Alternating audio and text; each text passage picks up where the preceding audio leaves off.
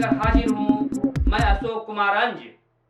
तो आइए चलते हैं खबरों की ओर। अंज न्यूज मीडिया के ग्लोबल लाइव शो में आपका स्वागत है और आज के मेहमान हैं जेडीयू के वरिष्ठ लीडर कमलेश कुमार वर्मा जी। और आज हम लोग यहाँ पे समीक्षा के लिए बैठे हैं। आज जो बड़े बड़े लीडरों का कार्यक्रम हो रहा है तो उन कार्यक्रमों से वोटरों पर कितना प्रभाव पड़ रहा है, तो इन चीज़ों को लेकर के आज हम लोग चर्चा करेंगे कि बहुत सारे ऐसे जो दिग्गज नेता हैं वो आ रहे हैं और वोटरों को जगा रहे हैं, वोट के लिए उन्हें प्रोत्साहित कर रहे हैं।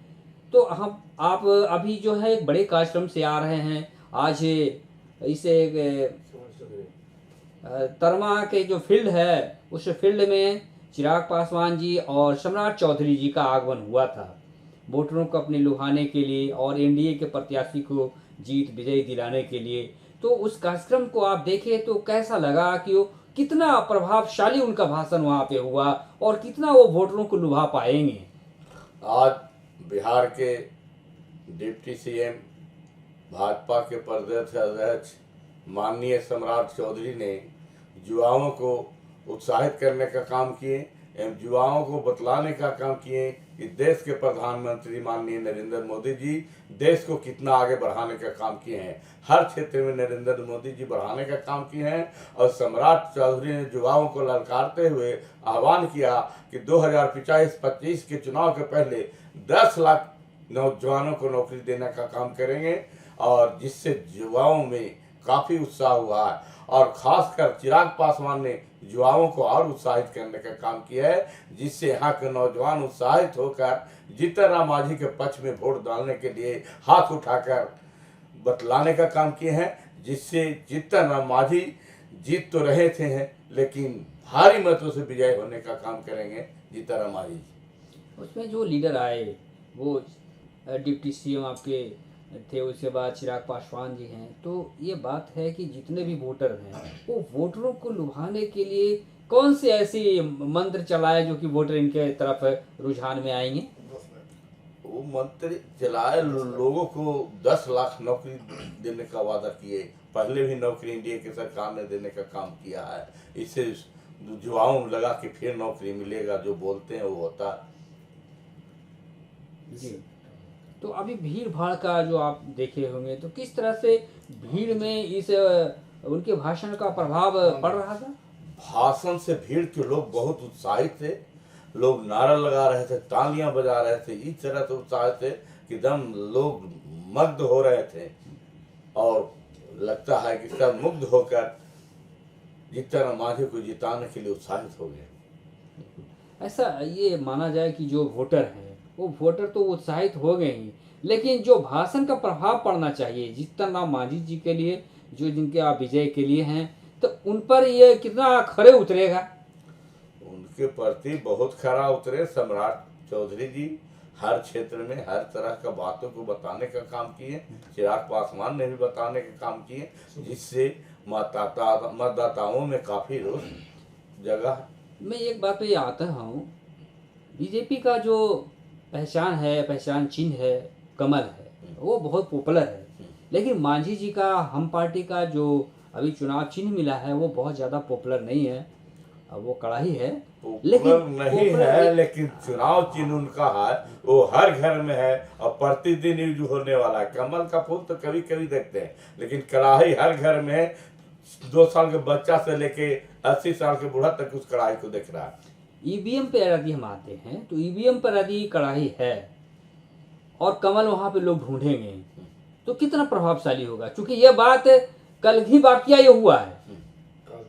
कल यहाँ चिराग पासवान आए हुए थे तो एक आदमी किसी ने उसी से पूछा कि भाई आप किनको वोट करेंगे, तो हम बोले कि कमल को करेंगे। तो बोले यहाँ तो कमल है नहीं। तो हम कमल रहेगा तभी हम करेंगे। नहीं, बहुत सारे लोग जागे है, ऐसी बात नहीं है। बहुत नहीं, ये जो वाकया है उसको हम बता। और कड़ाही का प्रचार राजन, इसीलिए कड़ाही का प्रचार काफी मात्रा से किया जा रहा है। लोग को घर घर जाके कड़ाही बताया जा रहा है कि इंडिया का चुनाव चिन्ह यहाँ कड़ाही चाप है। बिल्कुल। लेकिन यदि हम मजबूती की तरफ चले तो आज के भाषण के बाद कितना वोटर जो है मजबूत होंगे आपके तरफ। सक्रिय होकर आज के भाषण से पहले से तो उत्साहित है ही नहीं। आज के भाषण से 25% और आबादी बढ़ गया। वोटरों की परसेंटेज बढ़ जाएगा। हाँ। जी जी बिल्कुल। आपकी नज़रिया क्या रही आज की जो बड़ी सभा हुई उसमें मेरा आप नजरिया शिरकत की? यही रहा कि देखें कि बहुत उत्साहित है और लोग दम इंडिया के पक्ष में आ गए हैं। जो कुछ लोग ना भी थे वो भी इस रास्ते को पकड़ने का काम किए हैं। उस सभा में आरजेडी के लोग भी भाजपा ज्वाइन करने का काम किए हैं।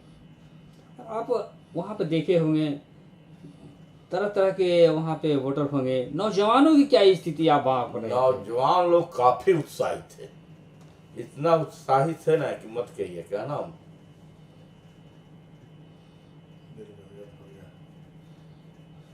सम्राट चौधरी जी भी वहाँ पे उपस्थित थे।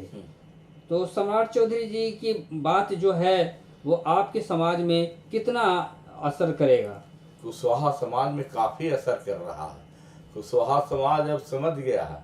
जिस तरह से नवादा का देख लीजिए, नवादा में कुशवाहा उम्मीदवार दिया गया है, लेकिन वहीं पूर्व राजद के नेता राजबल्लभ के भाई खड़ा है निर्दलीय, और वहाँ के दो क्षेत्रीय राजद के विधायक निर्दलीय उम्मीदवार का प्रचार कर रहे हैं, जिससे कुशवाहा समाज ठगा महसूस कर रहा है। पूरे बिहार के कुशवाहा उसी तरह हालात है आपका औरंगाबाद का भी।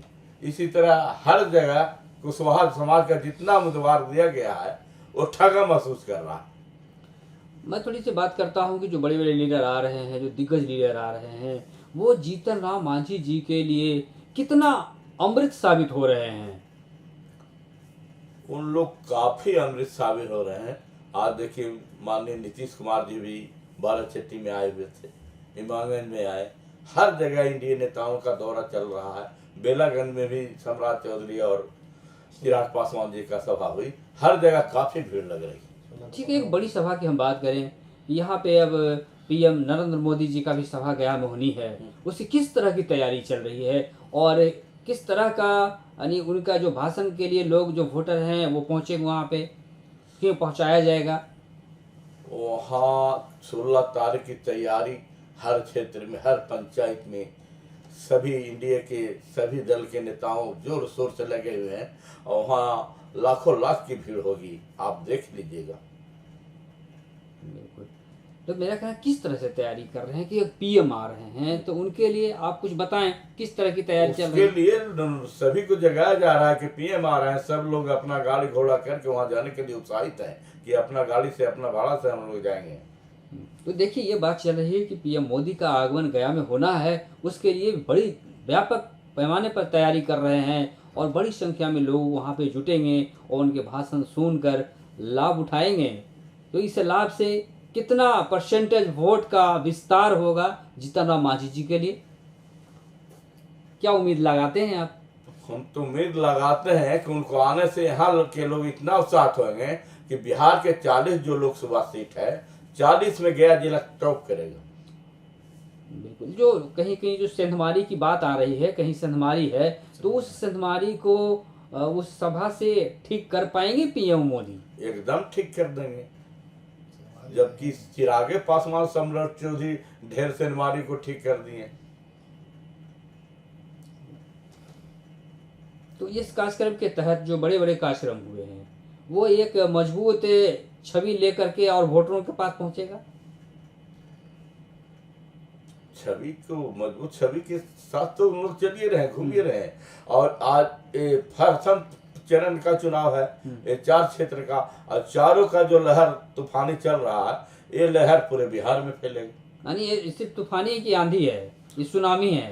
क्या मानते हैं इस लहर को आप? ये तूफानी है। तूफानी है, अभी तूफानी ही मानेंगे, ज्यादा नहीं हुआ है, सुनामी तक नहीं पहुंचा है। ना तूफान तो है कि आंधी से भी ज्यादा तेज है। नहीं, सुनामी तक पहुंचेगा धीरे धीरे।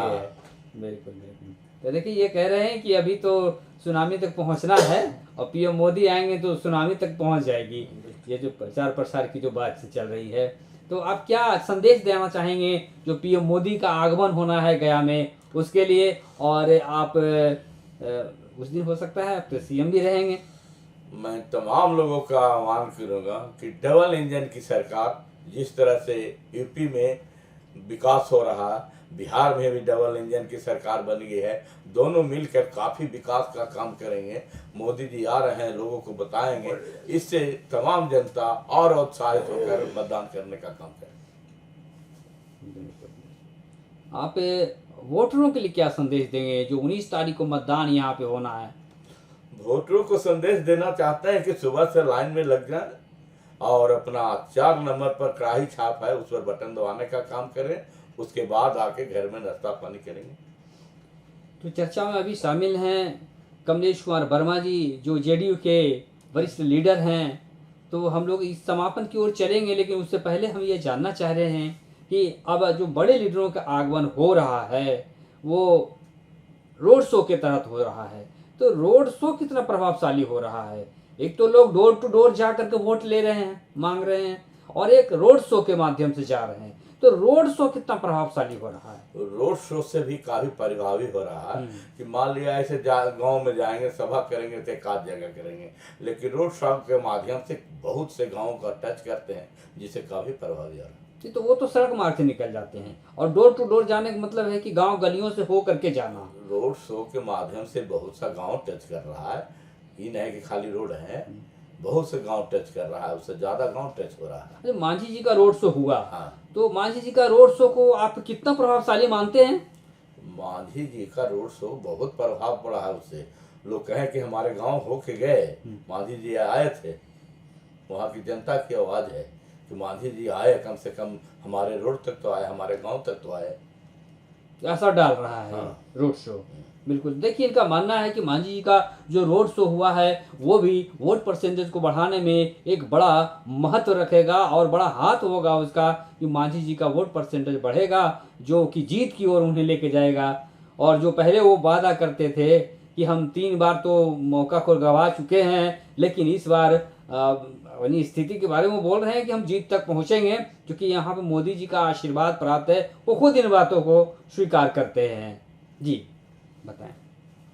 मोदी जी का भी आशीर्वाद है, इनका अपना भी वर्चस्व है। जितना मांझी जी जब मुख्यमंत्री बिहार के बने तो बहुत सा कार्य करने का काम किए हैं हर क्षेत्र में, और जो काम ऐसा किए हैं जो बहुत लाइक काम था। जिस तरह से मानपुर का आप रोड पुल देख लीजिए, जो पुल पहले बनना था नवादा रोड में, उसके प्राथमिकता के आधार पर माननीय मांझी जी ने मानपुर पुल को पहले बनाने का काम किए, तब ये पुल में काम लगा है। उसी तरह मांझी जी आज देखिए कि नदी के कोर रोड बनाने का काम किए हैं, जो उनके सामने पास हुआ है वो काम लगने वाला है। गया से लेके बोधगया तक नदी के किनारे। बिल्कुल, अब वो किसानों के लिए भी समर्पित हैं, जैसा कि आप बता रहे हैं। हाँ, किसानों के लिए मांझी जी समर्पित है। उन्होंने वादा किए हैं कि हम जीत के जाएंगे तो माननीय प्रधानमंत्री से बात करके और सोन नदी का जल जो है फल्गु नदी में गिराने का काम करेंगे। उसके बाद सूरज नहर निकलेगा जो दोनों साइड जाएगा, वहाँ के किसान मजदूर उससे लाभान्वित होंगे। किसान मजदूर के साथ साथ आम जनता भी लाभान्वित होगा। जल का लेयर स्तर बढ़ेगा, जिससे देख रहे हैं कि बहुत सा जल स्तर गिरने के कारण चापाकल मोटर बंद हो जा रहा था, वो बंद नहीं होगा, चलते रहेगा और फसल अच्छा होगा। आज पहले की अपेक्षा आप देख रहे हैं, माननीय नीतीश कुमार ने हर क्षेत्र में बिजली देने का काम किए, जिससे गेहूं हर चीज का फसल का पैदा बढ़ गया। बिल्कुल, तो अब हम समापन की ओर चल रहे हैं, तो आप अब क्या दावा करेंगे? मैं दावा कर रहा हूं कि बिहार में 40 के 40 हम लोग सीट जीतेंगे और नरेंद्र मोदी को देंगे झोली में, और नरेंद्र मोदी जी तीसरी बार प्रधानमंत्री बनेंगे। क्या उनका कुछ लक्ष्य भी था? कुछ लक्ष्य को विषय में कुछ बताएंगे? पीएम मोदी का कुछ लक्ष्य है? नरेंद्र मोदी जी का लक्ष्य है कि हम भारत को विकसित राज्य में घोषित करें, और वो सीट आने का लक्ष्य भी वो रखे थे। सीट आने का लक्ष्य 400 पार कर रखे हैं, वो 400 पार करेगा। बिल्कुल, ये दावा है आपका। हाँ, बिल्कुल, तो ये देखिए दावा कर रहे हैं कि 400 पार का जो हमारी लक्ष्य रखी गई है वो पूरी होगी, और गया का भी उसमें साथ होगा, और गया की भी जीत उसमें शामिल होगा। अगले बार भी स्टूडियो में आपके हम बताने का काम किए थे कि 40 के 40 सीट जीतेंगे, लेकिन 39 जीते थे। बिल्कुल बिल्कुल बिल्कुल। तो इसी कार्यक्रम के साथ इस बात को हम यहीं पे समापन की ओर लेके चलेंगे, यदि कोई मैसेज है तो आप मैसेज दे सकते हैं वोटरों के लिए, अपने समर्थकों के लिए। मैसेज यही है कि तमाम लोग जग जाएं, तमाम लोग अपने मोबाइल से परिवार हित को फ़ोन करें, फ़ोन से बताएं कि हम लोग इंडिया के पक्ष में वोट दे रहे हैं। इससे असर पड़ेगा, हर जगह लोग को लगेगा कि हाँ वहाँ इधर वोट पड़ रहा है, हम लोग के भी देना चाहिए। यही हम तमाम लोग से कहेंगे, मोबाइल से अपने जितने परिवार हैं उनको फ़ोन करके इंडिया के पक्ष में वोट देने के लिए बताएं। तो हम समापन की ओर चलते हैं और अभी आप जानकारी में मैं बताता हूं कि अभी समीक्षा चल रही थी कि जो तमाम बड़े बड़े कार्यक्रम हो रहे हैं, जीतन राम मांझी जी के पक्ष में बड़े बड़े लीडर आ रहे हैं, उसका क्या प्रभाव पड़ेगा। तो उन तमाम प्रभावों पे हम लोग बात करते हुए एक निष्कर्ष पे पहुंचे कि इन्होंने दावा किए हैं कि 40 सीटों पे हमारी जीत तय है और ये इनकी बात जो है वो पूरी खरे उतरेगी। इसी उम्मीद के साथ प्रस्तुति को आज यही विराम देते हैं। बहुत बहुत धन्यवाद।